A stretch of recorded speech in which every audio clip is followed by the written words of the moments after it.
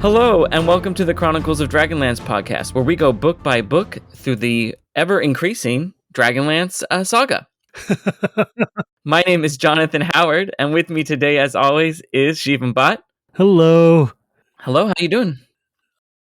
I mean, I have a little bit of a qualm with that. I mean, I feel like when we started this show, the intention was we were going to go book by book, but I feel like we got so trapped in the chapter by chapter instead of book by book that it's like, well, for now, we're still just chapter by chapter through Chronicles. When we get through Chronicles, and we'll probably chapter by chapter Legends, let's be real. After that, maybe it'll be book by book instead, because not every book demands a chapter by chapter. No. And I think this is where we learn all about the setting and the characters that we're going to see over and over and over again. We don't have to, hopefully, by the time we get to the current series of books that just the final one drops this summer, we don't have to talk about the intricacies of what makes Laurana, what makes Tanis tick, what makes Raistlin tick. I mean, we're already starting to see this come together. We're starting to see who Raistlin is and who Caramon is. And in future books, hopefully, we can just highlight changes, if any, or discrepancies. But yes, as it stands now, we are going chapter by chapter, book by book. And currently, we are at chapter 11 of Dragons of Winter Night. The dream ends, the nightmare begins. This is we're winding up the first book of Winter Night right now, and we're getting to this big mega climactic moment. The heroes have, by heroes, I mean Tanis, Caramon, and Raistlin have basically made it to the center of the nightmare. They're in Lorac's palace, and they see this empty hallway they're going through. There's no dragon, there's no wind, just sees kind of like, so Tanis and Raistlin walk in, and they're like, where's the dragon? And Raistlin's like, look, dude, the orb sent it away. The dragon couldn't handle this. He couldn't handle me. And so it left. It knew it was losing. And that's like kind of a potent statement there, because right after that, Raistlin's like, a child could defeat me now, but the dragon couldn't defeat me in the power that I had, which is like Raistlin in the dream, having channeled the full power of whatever Lich spirit is channeling and controlling him, was basically Super Saiyan in Dragon Ball's terms. He had the glowing aura of power and everything, and the dragon looked at him and said, like, I don't want any part of this. I was just looking for an easy win. It takes off. But now Tanis and Raistlin are sitting here in this tower going like, what the hell is going on? Who survived? Did we all die? And Raistlin's like, no, I survived because of my ambition. You survived because of your love and your like desire to live. I don't know about the rest of them. Tanis is like, your brother Caramon loves you, so he probably survived. But is that really love? We see here Tanis start to deal with the realization that his old friend is not maybe who he thought he was. Because he asks him, was this future you say we saw irreversible? Raistlin said wearily, would you kill me, Tanis, now? I don't know, Tanis said softly, thinking of Caramon's dying words. Perhaps. Raistlin smiled bitterly. Save your energy, he said. The future changes as we stand here, else we are the game pieces of the gods, not their heirs as we have been promised. I want to highlight that, one, because it tells us a lot about who Raistlin and Tanis are. This is Mormon LDS doctrine. Yeah, it sure is. In what Christian faith is it taught that you are the heir of the gods, that you are going to inherit and have everything? No, that is Mormon doctrine. That is LDS doctrine, where you are taught that if you reach the highest levels, you yourself, if you are a man yourself, will become a god and have planets and universes you control and have spirit babies, and this recycling story of everything that we're living through now, your future spirit children will go through, but you will be God instead of God. It's just this one line, we are the heirs, and it made me think, oh, this is Tracy. This is Tracy's faith. There are word choices that show up in these books especially that are very, very specific. Like saying heirs is a very specific trigger word. Like that is very much like because that doesn't appear in Dragonlance elsewhere. Not really. Like this notion of being the heirs of the gods is kind of like, that does not appear anywhere in the series. But here, where the book 1, book 2, where they were so unformed and so like, that is very much like a, because that doesn't appear in Dragonlance elsewhere. Not really. Like this notion of being the heirs of the gods is kind of like, that does not appear anywhere in the series. But here, where the book 1, book 2, where they were so where Tracy was able to inject more of his own personality and his own belief structure. I mean, we get a lot of this in War of Souls with later on when they're talking about kind of the progression of souls and the nature of what happens after death and everything, which is like lifted straight from the Pearl of Great Price. But this notion here, this one line, really does give you this, both this encapsulation of like Mormon doctrine, but also like, what does it mean to be immortal on Krynn? What is free will when you've got 12 gods? I mean, like, not 12, like 18 gods or whatever it is, like 3 pantheons of deities. And yeah, how does that even work to say you're the heir? well, 7 by 3, 21. So yeah, what heir to what exactly? Where are you going? Heir to who, right? Yeah. Oh, I'm going to be the heir to the good god? Well, what if I worship the neutral god? Exactly. Like, what does that mean necessarily? But the thing is, like, when you look at Dragonlance's creation mythology, the elves were created by Paladine to be the, you know, pure force of good and of like justice and like all the things that are like almost inherently, like if pushed too far, fascistic. And in the ogres were created by Takisis to be like, you know, egotistical, reveling in the senses, reveling in like kind of just baser emotions of being immortal. And then Gillian creates the humans to be basically have a choice, have free will to be able to go wherever they want, be whatever they want to be, choose their own path freely. And so that's kind of what Raistlin's referring to. Obviously, he's named for the god of wisdom, Majir here. Well, not wisdom, I guess. It's like meditation and monks and it's sort of wisdom. This idea of humans having free will to be able to inherit this planet doesn't apply to the other races. Like the other races on Krynn, the other sentient races on Krynn, like the dwarves and gnomes, Kender, they did not have this inherent free will designator, right? Because that's not how they were created to be. Elves are almost angels and ogres are almost demons. Kind of. Not quite. They have to, one is lawful good and one is chaotic evil. And there's no choice in that. Are there good ogres? Well, one is lawful evil more than chaotic evil. Oh. Like the idea, they eventually become chaotic evil, but it's very much on the order of law and structure the way that Takisis does it. But because the inherent laws of Krynn are, you know, evil turned upon itself, the evil creatures basically become chaotic because they cannot hold on to that notion of law. The elves are built to be the paragons of goodness and justice, but because Paladine is blind to kind of what that means and how that works when he creates them, they are created, they live their lives, and they look on the world and say, this is not good or just.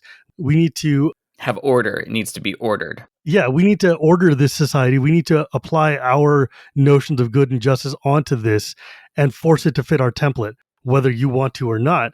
You can kind of see that in Silvanesti, Qualinesti, and the difference in that Qualinesti was at one point tempered by humans, right? So the approach of how that was, that's interesting how you can see the layers of perhaps lawfulness and where it applies to the gods. And right. I just think that one word was interesting, heir. Certainly. And it's like, oh, what do you mean by heir? Oh, this is Tracy. There's a lot to unpack there because the fact that it's like, consider the fact that there's 3 kinds of major elves on Ansalon here. The Qualinesti elves, which we've met, the Silvanesti elves, which we're meeting, and the Kaganesti, the wild elves that we will meet later. They're kind of like the progenitor race of elves, but they're also not. The elves were created in this tribalistic, like Silvanesti. I mean, Silvanos was the first leader, but the wild elves were the ones who were like, yo, your ideas of law and order are not, they're contra to the notion of good that we were given. And we don't want any part of this. We're going to go off into the woods and create our own society of goodness and justice and ignore you. Very much like you see this idea of what happens if you have too much law without like this freedom of like, you know, flexibility and choice in like determining how to do this. And that's why the elves kind of fall. And with the evil ogres, you see this notion of what happens when your baser instincts are pushed all the way. And you, instead of following the law, you give in to your own selfish desires and corrupt yourselves into like basically going from Erda and like, you know, the Titans to being just base ogres and goblins and whatnot. And with the humans, you have this freedom of will. And then when you apply structure to this, like Rarex, the neutral god of like the forge and stuff, comes by, takes these humans, shrinks a chunk of them down to become his smiths and his scions to help him in his divine forge, which is basically the idea of lawful neutral order. You're building things, you're creating things out of chaos. And in that order, when they fall down, they become the original Tinker Gnomes, who are the essence of order pushed all the way to Crazy Town. And then they break down into like dwarves and Kender. And it's this whole notion of, okay, well, Kender is free will pushed all the way to the X. Dwarves are like structure pushed all the way to the X. It's just this really kind of complicated notion that of cascading from these original three ideas of what it means, what the gods were thinking when they would create something. Heirs indeed. It seems to embrace like this idea that the middle is always the best place to be, and I don't know if I agree with that. Well, I mean, in Dragonlance, the notion here is this weird contradictory idea that I've been struggling with for 30 years now, which is this idea of this pendulum. This pendulum that Tracy likes to imagine swings between good and evil, and it always is swinging this way and that way. Like when Takesis is rising in like the Chronicles era, it's pushed farther to the evil. When it's the King Priest of Ishtar, it's pushed all the way to the good. And too much of one or the other is bad for everything. But the pendulum never is pushed too far into neutral. Like you can't. It's not Foucault's pendulum. It's a straight back and forth pendulum. The idea of Dragonlance is created on this triangle of equality between good, neutral, and evil. So how do you have a swinging pendulum where the two ends are kind of given this almost a lift of value over the neutral, but because like the pendulum can't stop in the middle. It doesn't stop in the middle. So what the hell does that mean? Yeah, and we're sort of hampered by when you tell a story, there has to be conflict. So you're kind of we're pushed to the pendulum either way because what is a story? Oh, Raistlin had coffee with his brother at the inn of the in Solus, and then they went home. Like, okay, that's a nice story, but no one's going to build a series on that. Yeah, that's not a very fun time. So back to our main narrative here. Raistlin says we're not pawns, so the future isn't set. And I will say that that's true, but it's also Raistlin not answering the question. Yeah, but it also is very interestingly foreshadowing Legends. Because in Legends, we see Raistlin just trying time travel shenanigans, trying to change the future and the past, and getting trapped in this, forever cycle. So it's interesting notion that he's thinking about that this early. Yeah. But then he sits to push himself away. It's like, yeah, that's enough, philosophizing. We got to go find Lorac. We still have to find the orb and Lorac. They do find it. It's just them. They're walking through this ruined tower. Tanis seems to have a hard time understanding what's real and what's not. He's looking around and it's like, oh, all of this looks like the dream still, but it's not the dream. And he doesn't know how many days have passed, how long they've been here. What parts of this is he seeing for the first time, or what parts of this has he seen? And that's all interrupted by Karaman. To be fair, that is entirely reasonable after coming out of like this weird horror show that was the nightmare, right? Like he doesn't know where the hell he is. He's never been here, and he's told stories of this place his whole life, but he's like, I don't know what's happening. They notice is that like the moons were not in the sky when they left, right? The moons, it was a like a new moon kind of thing. And now they're full. So it's like, how much time has passed? How long have we been trapped in this dream? And I'm like, well, if here on Earth, new moon to full moon, that's like half a month you've been in this dream. Yeah. They've been in the weird time dilation with the Dragon Orb and all the magic going on in Silvanesti. And it's really bizarre. That makes sense because we're going to pop ahead in chapter 12 and then pop ahead to where basically by the time we get to chapter 12, I believe, and if I'm not wrong here, if I'm wrong, correct me. They're on their way back from doing whatever they were doing at Icewall in chapter 12. Yes. We know it only took 2 days to get from Tarsus to Silvanesti. It probably took the other group much longer to get from Tarsus all the way down to the Icewall. So they had to make those times match up. But I guess that's how they made it cover up, that it took weeks to go from Tarsus to the Icewall. It only took 2 days to get from Silvanesti, but they've been in the dream for a couple weeks. Well, the thing is, this is where time gets a little wibble wobbled because they take a couple of days worth of Griffin flight to get to Silvanesti, but also Icewall is not that far from Tarsus. Oh, but the boats there are still going to take like a week. It's not like a fast trip. It's going to take them a week or two to get there. But And then like they spend like a couple of weeks down in Tarsus in Dragons of the High Lord Skies. So like we can assume that like a month or so, or maybe half a month or so has passed between them leaving and getting sucked into the dream. But like the folks in Icewall were also sucked into the dream. That's true. Right? So while it's kind of, I don't know that it's necessarily a worthwhile investigation. It could get real confusing because like, oh, they weren't really stuck in the dream. They were kind of funneled through the dream through Alhana. We'll get to that, but you're right. I think spending too much time on this will drive us crazy. I am certain that if I sat and pulled out like the comprehensive timeline that I did with a bunch of my friends, we could sit down and actually like hammer it out. But give me a second here. So I stopped for a second to go and check out the Atlas of Dragonlance, which is a phenomenal resource that has like the entire maps of the Chronicles and Legend Saga kind of in like a chronological order. And in the end, it's got this timeline. And the timeline at the back of the book says that basically the heroes reached Silvanesti on the 4th of November-ish, and that's the night of the shared visions. And then the southern heroes who were going to Icewall make it to Icewall on the 7th of November. So basically, those folks were having their vision on the boat. Got it. Effectively. Yeah, that happened before they get down to Ice Reach. So, okay. But we can cross that bridge when we get to it. So Caramon shows up. They're walking. It's Tanis and Raistlin. And all of a sudden they hear Race, and they turn around and they see it's Caramon, and he's searching for his brother. It says that both Tanis and Raistlin sigh as Caramon comes running towards them, sobbing because he's so happy his brother is alive. And Raistlin is with resignation, just says, I'm here, brother. I need your help. And he leans on him. And Raistlin makes a reference to the 3 moons over there. And I'm like, oh, Race, what are you talking about, buddy? They kind of put a hat on it here where they walk into the throne room and the top of the Tower of the Stars. It says that it's built to funnel the light from the different moons into the chamber. And, there's a red crystal and a white crystal, and it's supposed to channel.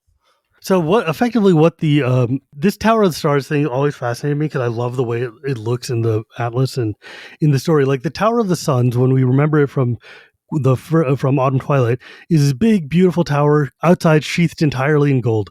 And there's a bunch of reflective mirrors hidden around in the trees to make it just shine and gleam wherever you're looking from it.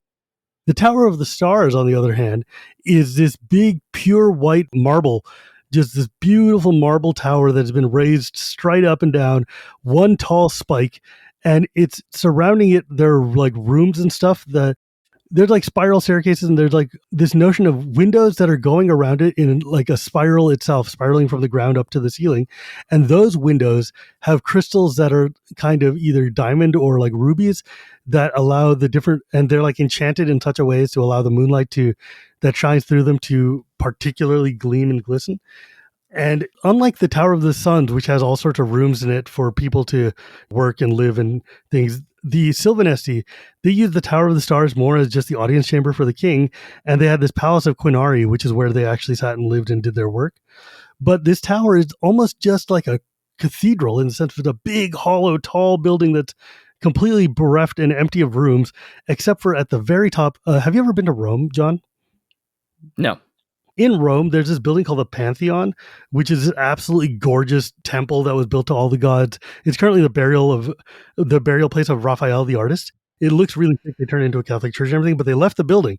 And the trick is there's this big dome in it, and in the dome, there's this circle at the top they call the oculus, which lets light in. It's not covered in glass or anything. So when it rains, you can see the rain just pouring in through the oculus. It looks amazing. It's one of the coolest places I've ever been. But that is kind of this inspiration here, because at the top of the Tower of the Tower of the Stars, at the top of this very tall tower is this oculus at the top, which allows pure moonlight to just filter in down and light the place. I just want to say this is why it's interesting where you say he mentioned the 3 moons, because it says here, Tanis shivering looked straight up to the top. In Qualanos, there were murals on the ceilings portraying the sun, the constellations, and the 2 moons, but here there was nothing but a carved hole in the top of the tower. Through the hole, he could see only empty blackness. The stars did not shine.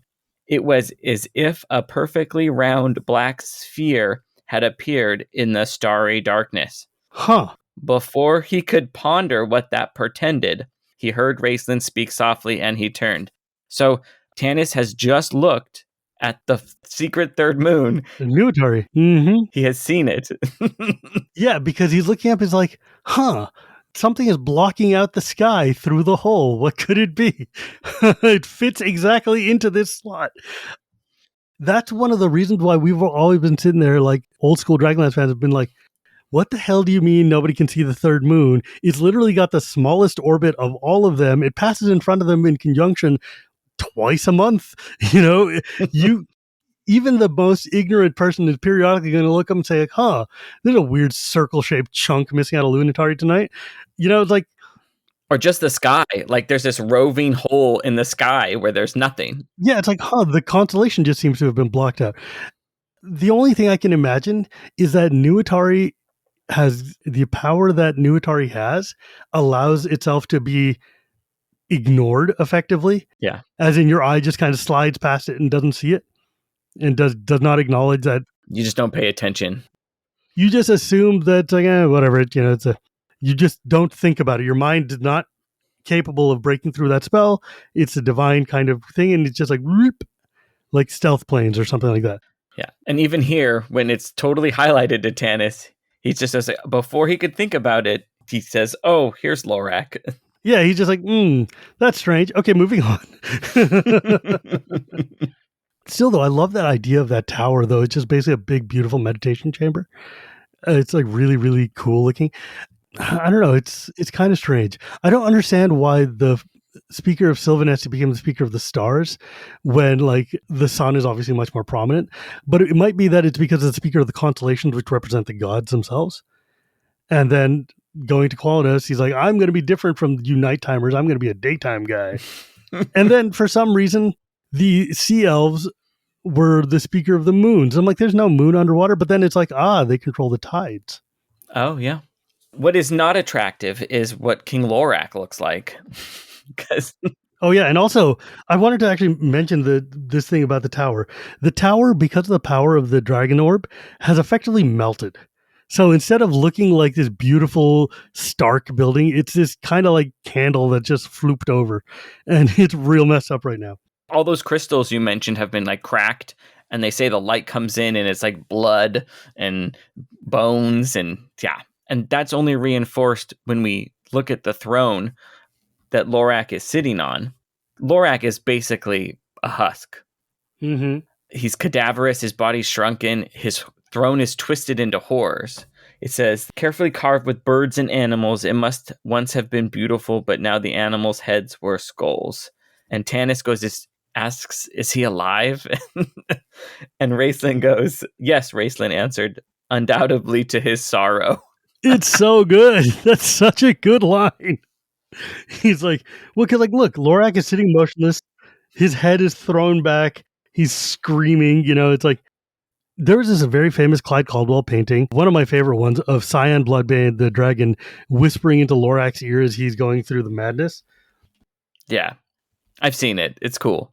Yeah, it's like the most famous looking, just like this horror show going through his head while the dragon's just being whispering into his ears. It's wild. Yeah, we learn that Lorac's still in the dream, that while Tanis and everyone else escaped it, Lorac did not. He is still in there. Oh yeah, he is deep there, man. Raistlin explains that Lorac tried to use the orb. He used it. It summoned Cyan Bloodbane to protect Silvanesti. And then Cyan used the king and the orb to destroy Silvanesti. Yeah. Creating nightmares, basically. It was like, I need a dragon to protect us, but the dragon didn't do... Like, Lorac summoned the dragon, but then the dragon took over him and the orb. The trick here is, like, the Dragon Orb is let's just be honest, it is the most powerful magical artifact on Krynn. Right? The Dragon Orb is by far and away the most powerful item of magic, the 5 of them that exist. And to control it, you need to have an incredibly strong will, you need to have incredibly strong high-level magic powers, and you need to be able to force the orb to do what you want it to do, because the orb's sentience will just straight up say, no, I don't care. I'm going to do what's fun for me, or what protects me, or what keeps me going. Lorac uses this orb to summon Cyan Bloodbane. Well, basically, the orb sent out a message saying, any dragon that's nearby, come here. And Cyan's obviously around because he's a green dragon. There's a big forest, and Tanis has sent him here to try to take it over anyways. Cyan comes. Lorac is channeling all of his energy to protect his forest through the Dragon Orb. So when Cyan just starts whispering acid into his ears, basically, all of that gets projected outwards and just starts morphing the town because the power of the orb is so powerful that it magnifies and amplifies any magical power being pumped into it. And Lorac's willpower is currently focused on protecting Silvanesti and changing it and modifying it. So when someone starts whispering into his ears, the notion of that power changes and starts warping the nation. What we're going to learn here is that it wasn't just the dream that was twisted. Silvanesti itself has become this twisted nightmare. Oh, yeah. It became real. Thus, it was his own dream we were living in when we entered, his dream and our own, for we too came under the dragon's control when we stepped into Silvanesti. You knew we faced this, Tanis accused, grabbing Raistlin by the shoulder and spinning him around. You knew what we were walking into, there on the shores of the river.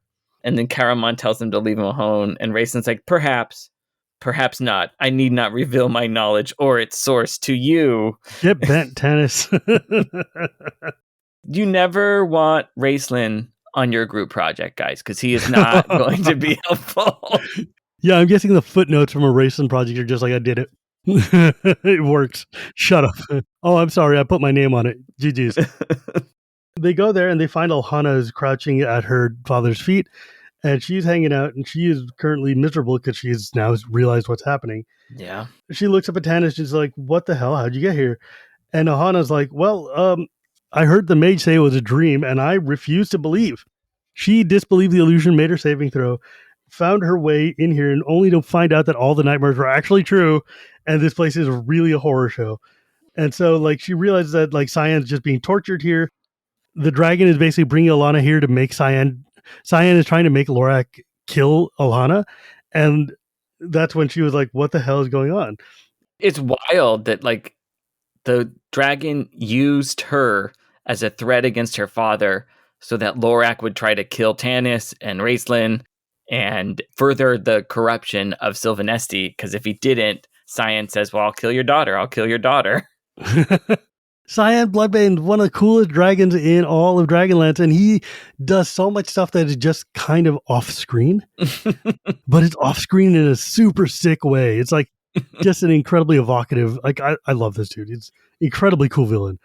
You know, Alhana and Tanis are talking there, and then Raistlin sits and starts talking to himself, and Tanis goes over and is like, what's going on? Is Lorac dead or something? Raistlin like, who? Oh, no, not yet. And Tanis like, what the hell are you doing, man? And he's looking askance at Raistlin over here going like, hey, bud, mind sharing with the class? Is there a reason you're talking to the orb? Yeah, but we get a description of the orb here. It's this huge globe of crystal. It's about 2 feet long and across, and stands on this stand of gold that's been carved in hideous twisted designs, pulsing kind of like this faint greenish color. You know, Raistlin goes over there, he puts his hand over it, and then you see this aura of red around it. And Tanis is like, oh, what the hell? I'm out of here. And Raistlin's like, oh, don't fear. I'm just checking to make sure. It's like casting detect magic on it just to make sure it's still magical. Like, buddy, this thing is not going to be unmagical. It's not going anywhere. He's like, the globe is still enchanted. However, it's still in control, though. And he's like, control of Lorac? No, it's controlling itself, which is a horrifying thought. Tanis like, I don't get it, dude. Did you beat it or not? And Raistlin's like, hell no, I didn't. Are you kidding me? The orb helped me send the dragon away because Cyan was losing, and the orb was like, yeah, you can go now. And it let go of Lorac because it couldn't use him anymore, but the orb is still very powerful.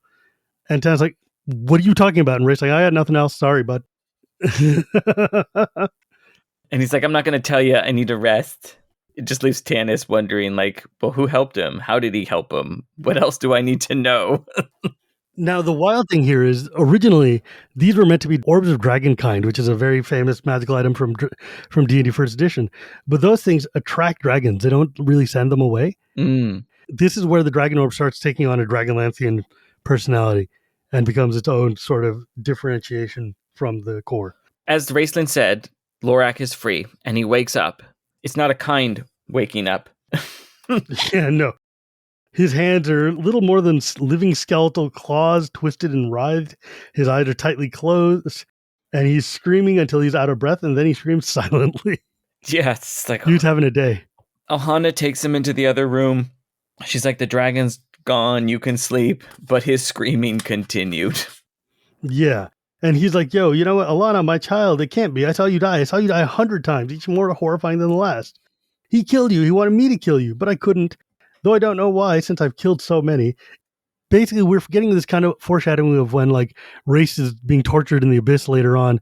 It's just like Lorac, Cyan was basically just making Lorac sit there and relive this nightmare over and over and over again and just feel this extreme amount of just torture as every day he starts over with this horrifying nightmare. And he sees Tanis and he goes, I killed you. And I killed all your friends too. You, Lorac snarled, rising from his chair, his gnarled hands clutching the sides of the throne. You half-elf, I killed you, or tried to. I must protect Silvanesti. I killed you. I killed those with you. And then he sees Raistlin and goes, but you, I could not kill. But then he's like, wait, you're not he. Your robes aren't black. Huh. Who are you? Well, I'm like, yo, chill. The dream is over. Silvanesti is safe, which is the biggest lie of all time. Yeah, Tanis himself disagrees with her assessment because he's like, safe. And he looks out of the tormented trees. Although the undead elven warriors no longer stalk the wolves, the tortured shapes Lorac had created in the nightmare still lived. The trees contorted in agony still wept blood. Yeah. That's a lovely image.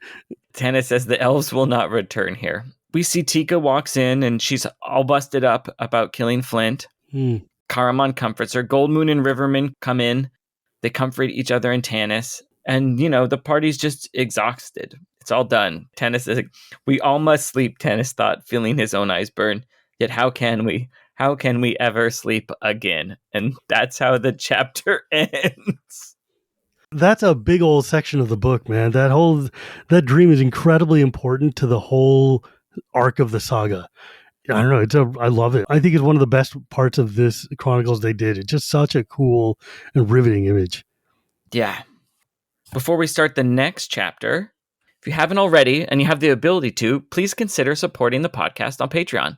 Patrons get access to exclusive content and each episode about a week early. You can find it at patreon.com/Chronicles of Dragonlance podcast. Thanks to everyone who has helped. Finally, I want to give a shout out to our $5 patrons. As always, Alexander Luis, Nicholas Campo, Swardango, Chris Andrew, Jason Bledsoe, and Brandon Brown. And apologies if I have those names wrong. Feel free to reach out to me on Blue Sky or Facebook and correct me. Happy to say it correctly. We're deeply grateful to each and every one of you who sits and chips into our show. This is like labor of love for me and John. We just like talking about Dragonlance a lot. This is also just an excuse for two adults to be able to sit and have a conversation. And I'm so grateful to each and every one of you who joined us on this ride. But now, chapter 12, Visions Shared, The Death of Lorac. I think this is the Dragon Orb. Yeah, it looks so sick, doesn't it? It's got the cool stand and like the outline of the dragon wings kind of giving the circular shape of the orb. Yeah. The interstitial chapter pictures of the Chronicles are unmatched in how cool they are. They just rule. And I don't think they kept it up. Like, they're not in all the books, are they? Not all the books have. No, they did them for like the mainline ones, and then later on they're like, that's very expensive. There's a lot of Dragonlance novels. We're just going to reuse these as necessary. But it was like an affectation of early 80s fantasy, and I just really like it. I think it adds a lot of character. I think it does. It gives you some kind of anchors to build out in your imagination what this world looks like. You also see kind of a repeat of that in like the Wheel of Time books, where you can tell what a chapter is kind of by the little icon at the top. Like, oh, which characters are going to be here? Oh, it's an Aiel Spear. Okay, I guess it's an Avienda chapter or something. It makes sense. These chapter things, they literally went and made like unique ones for almost every chapter, which is kind of wild. Yeah. The chapter starts with Tanis and his group finally falling asleep. And then we cut to the rest of the companions who are now waking up in some place far from Silvanesti, cold and hostile. Yeah, we're not really given a direct location, but we know that they're heading towards the ice reach. So, like, they're somewhere. But these guys all wake up kind of from this dream here. Well, they're in a tent, so they're probably still on land.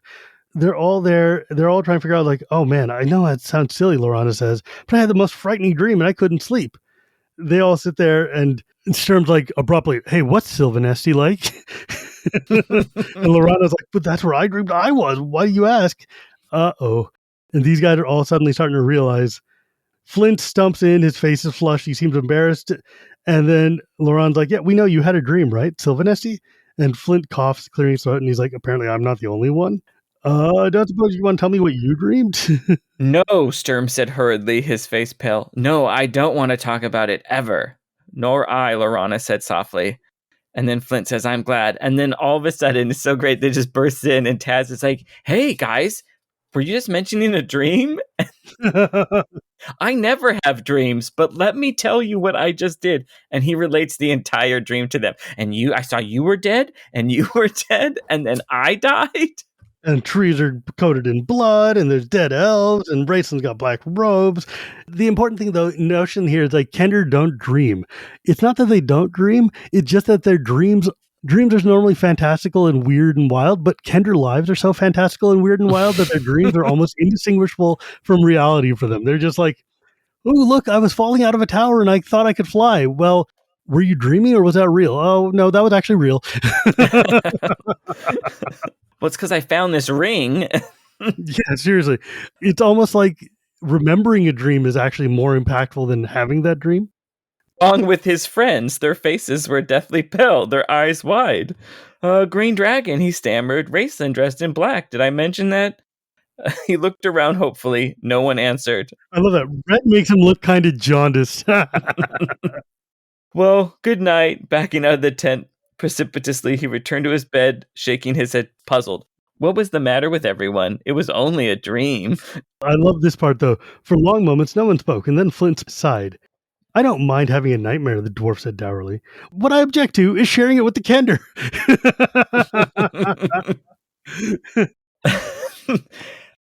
Needed moment of levity.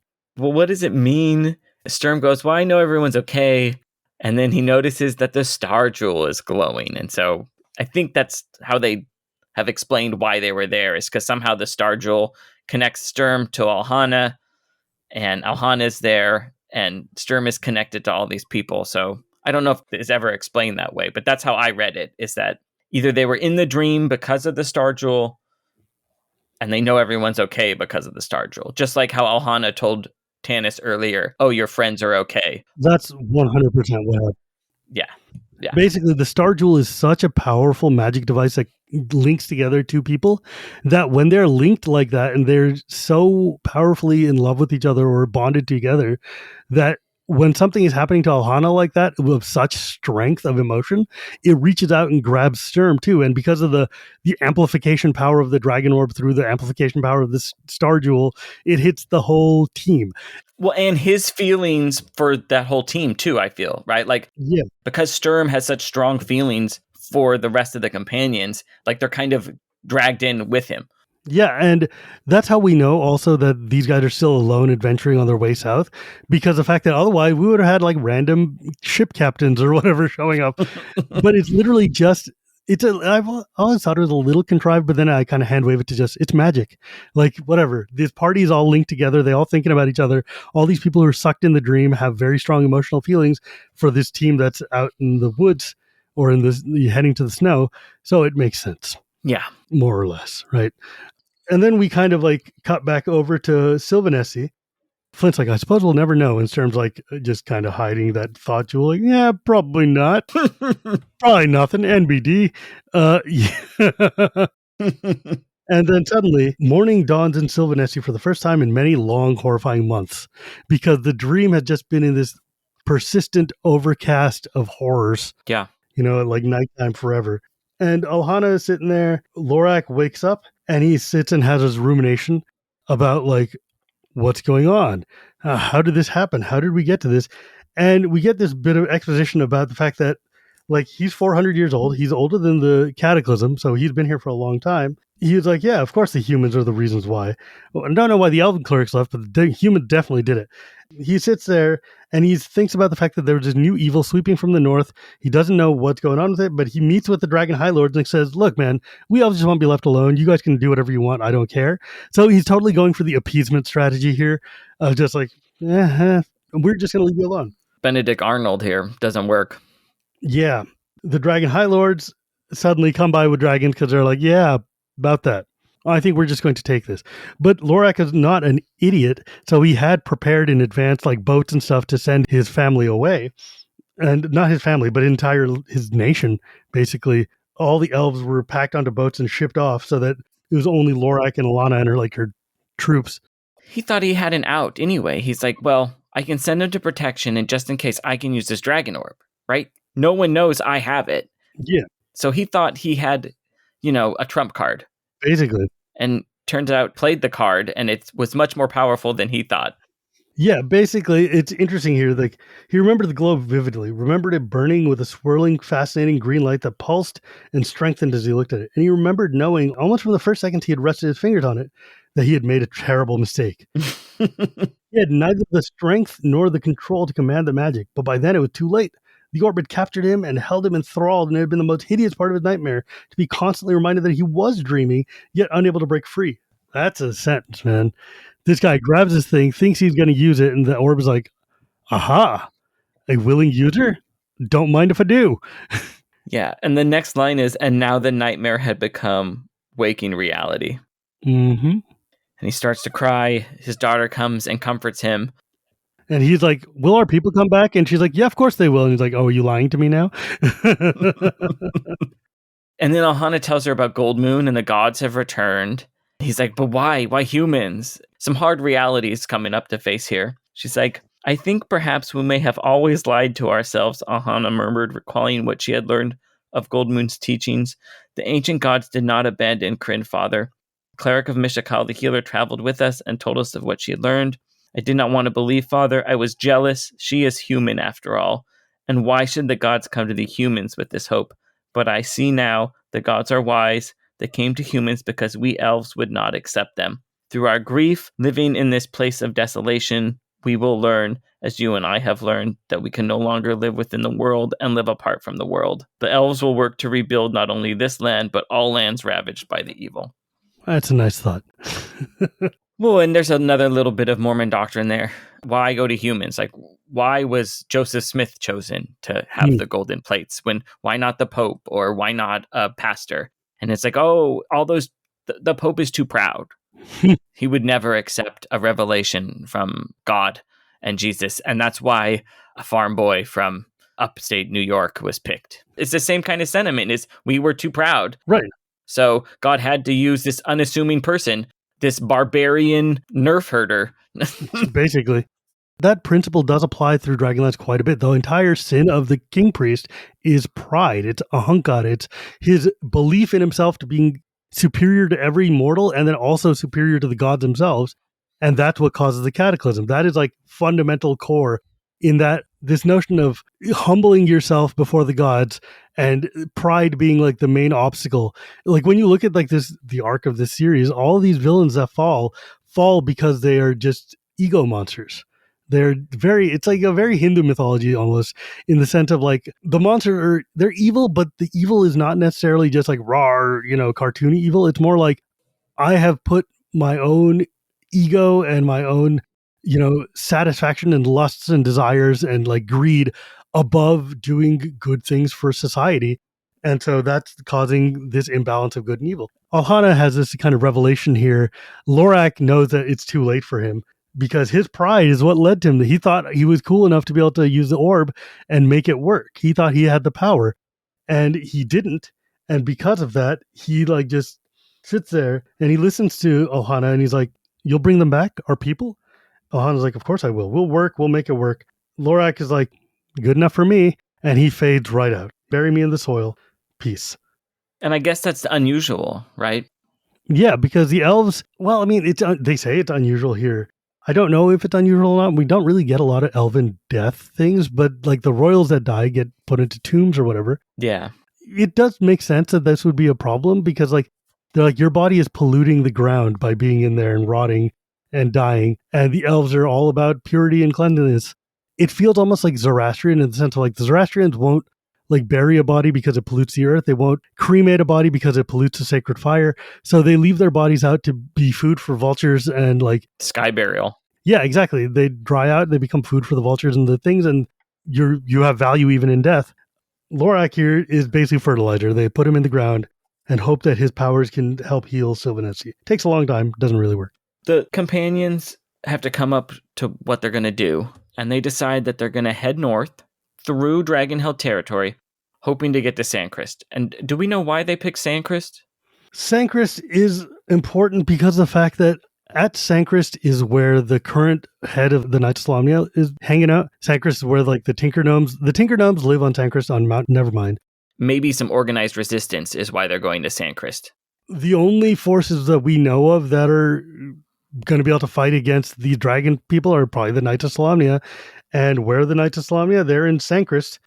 Basically, that's the only place I can think of where humans who have power and like independence could be able to handle and start a revolt and fight back. It is kind of random that they choose to go there. They don't really give an in-world explanation. Yeah. But it makes sense when you actually read the full novel. Raistlin gets the Dragon Orb. This causes some consternation amongst the group, though no one else wants to take it. Yeah, they're like, you take it. No, you take it. Alhana gives him this magical bag that holds the orb. Okay, well, Caramon, drop it in here. And Caramon's like, you kidding? It's going... Oh, but actually, this is my favorite thing. He's like, bring me the orb. Caramon's like, shook his head. He's like, oh, don't be a fool, Caramon. Raistlin snapped in exasperation. The orb cannot hurt those who don't attempt to use it. Believe me, my dear brother, you do not have the power to control a cockroach, let alone a dragon orb. But it might trap me, Caramon protested. But it seeks those with... Raistlin stopped suddenly. Yeah, Tanis said quietly. Go on. Who does it seek? People with intelligence, Raistlin snarled. Therefore, I believe the members of this party are safe.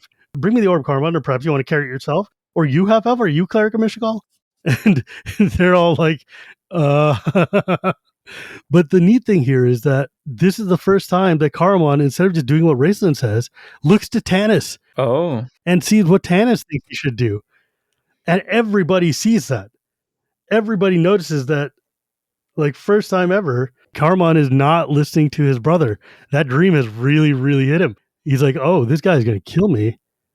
And finally, Tanis says, like, go ahead, Caramon. You're the only one strong enough to lift it and, like, put it in the bag. Yeah, so Caramon picks it up and goes and takes it over there in this big, gigantic ball. Raistlin opens up this tiny little bat sack and he's like, all right, go ahead, drop it in here. And Caramon's like, are you high? What the hell is wrong with you? And he does. And he drops it in there and turns into this tiny little marble inside the bag because the thing is powerful. It's really cool, actually. It's like a magic bag of holding that can hold much larger objects. It's effectively that, yeah.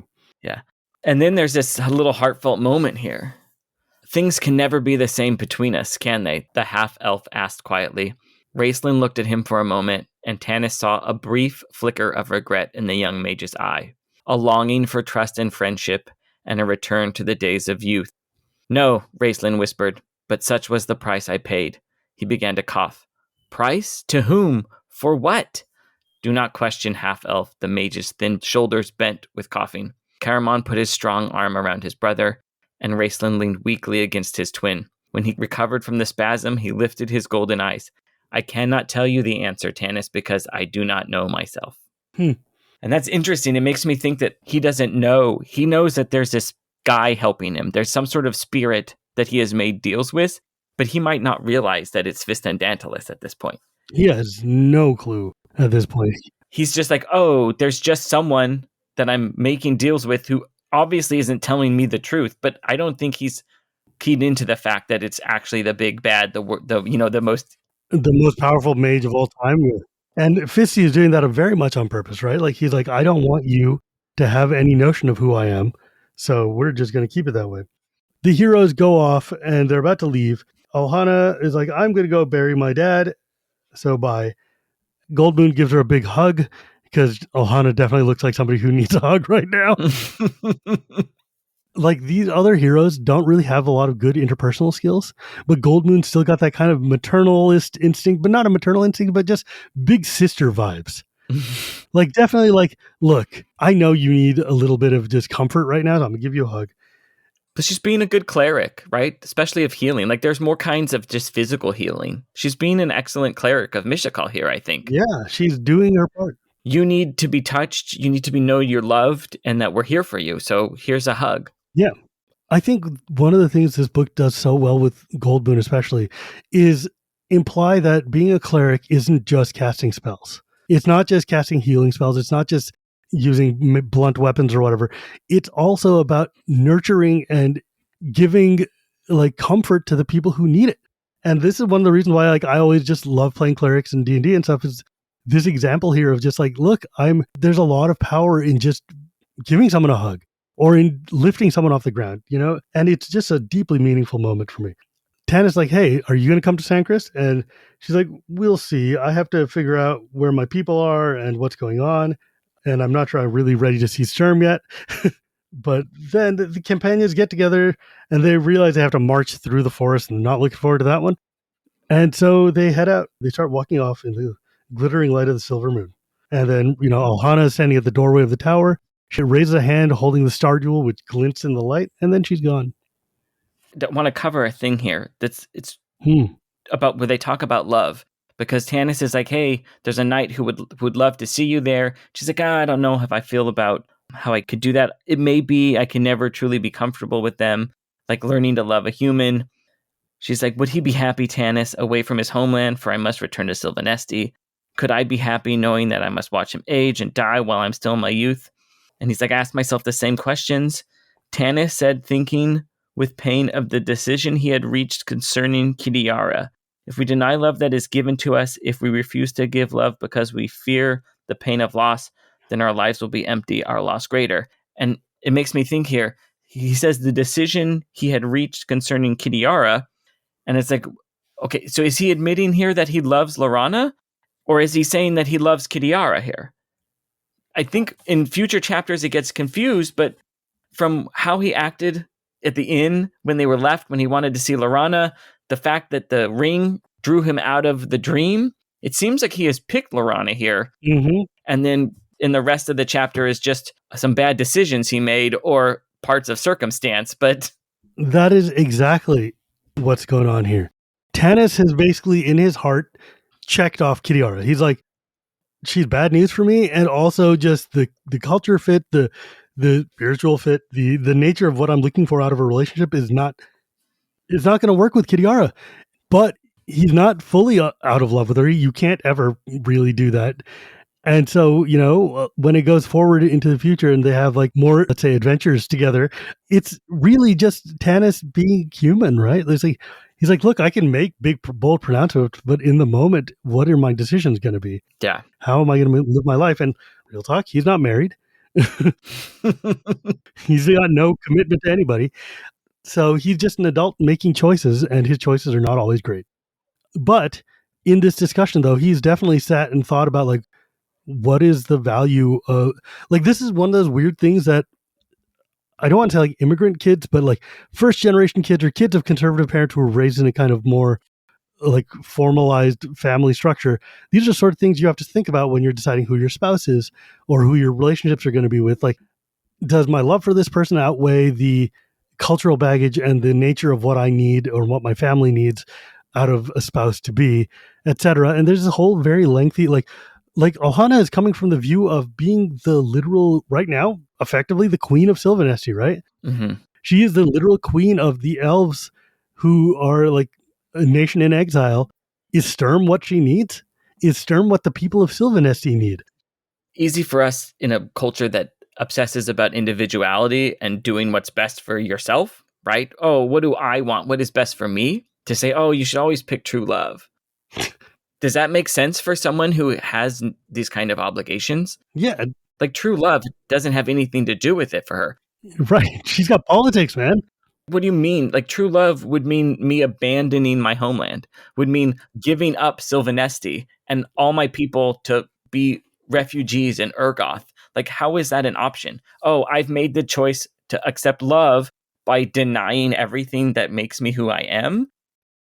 Individualism and deciding I need to do this because it's best for me is a very narrow window. And it makes it hard sometimes to see, if I just follow true love, then I'll be happy. Is that true?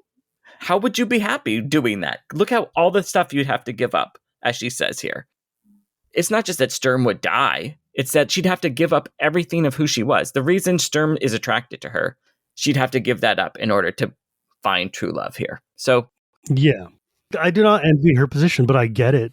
And I also think Tanis is also realizing that the opposite of that is that, like, maybe I don't have to give up so much, right? He's put up these big walls about it. Mm-hmm. When in reality, he's not even in close to the situation that Alhana is in.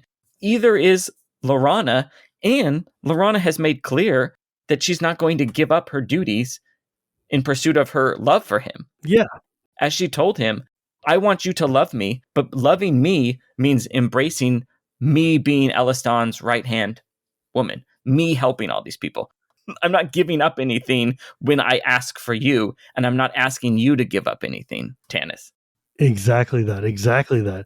She's just sitting there going like, look, dude, I am a whole person. I have things beyond you that matter to me. And if you want to be in a relationship with me, this stuff has to matter to you too. And that's a healthy attitude to have. That's a very healthy attitude to have. Yeah. I'm not subsuming myself to you. That's not going to happen. I was raised a princess, buddy. This at the same time, like Tanis is finally starting to realize like, hey, you know what? Sometimes we have responsibilities beyond just adolescent love. And sometimes we have to take these things into consideration. And also there are people who are just toxic in my life and maybe I shouldn't be hanging out with them. Cough, Kiriara. This though is kind of brings us here to the end of book 1 of Winter Night, which has been an explosive beginning with the fall of Tarsus, the fall of Silvanesti, the Silvanesti dream, the splitting of the party. Man, we are setting up for a real banger of a story going forward from here. I'm very much looking forward to that. It's exciting. Next time, we're going to start with book 2, chapter 1, The Flight from Icewall. You can probably guess who we're going to be talking and meeting with. We'll have a short conversation, I think, about the Song of the Ice Reaver. It won't be a long one. I mean, it's important for plot, at least. Yeah. Tells us what one whole adventure booklet did.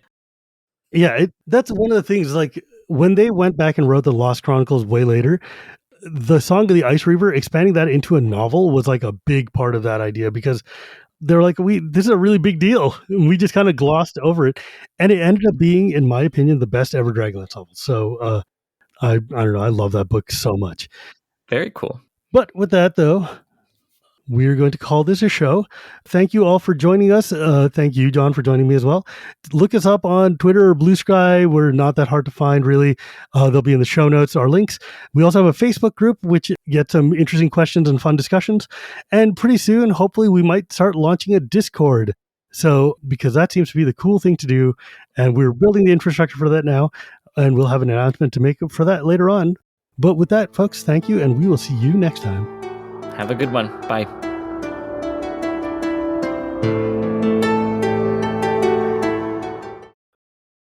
And How's it as going, you know, John? Good morning. I'm sorry. And as you know, this is the podcast. Start over. All over? Okay. All over. I already got the blooper reel. We know it only took 2 days to get from Tyr to Silvanesti, but it probably took the other group much longer to get from Tyr all the way down to the ice wall. So they had to make those times match up. And Tarsus, not Tyr. Tarsus, sorry, not Tyr. Yeah, Tarsus. You're reading a lot of Wheel of Time. So Tarsus in not Tyr. Tarsus